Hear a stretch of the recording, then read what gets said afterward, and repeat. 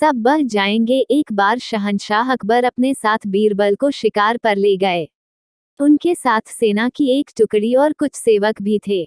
शिकार करके कुछ एक दिनों में अकबर लौटने लगे। तभी रास्ते पर एक गांव को देखकर बादशाह के मन में उसके बारे में जानने की इच्छा जगी। उन्होंने तुरंत अपने साथ आए बीरबल से पूछा कि क्या तुम इस गांव के बारे में कुछ जानते हो? मुझे इस जगह के बारे में जानना है। बीरबल ने जवाब दिया, शहंशाह मुझे भी इस गांव के बारे में कुछ नहीं पता है। अपने राज्य के इस गांव की तरफ मैं भी पहली बार ही आया हूँ। आप यहाँ के बारे में जानना चाहते हैं तो मैं किसी से पूछकर बताता हूँ। तभी बीरबल की नजर एक आदमी पर पड़ी। उन्होंने उसे अपने पास बुलाकर पूछा, भाई क्या तुम इसी गांव के रहने वाले हो? अगर हाँ तो इस गांव के बारे में मुझे सब कुछ बता दो। यहाँ सब बढ़िया तो चल रहा है न? वो आदमी बीरबल के सवालों का जवाब दे ही रहा था कि उसकी नजर बादशाह पर पड़ गई। उसने उन्हें पहचान लिया।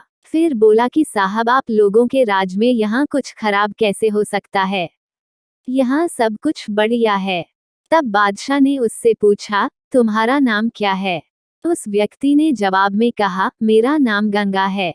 बादशाह फिर बोले, पिता का नाम?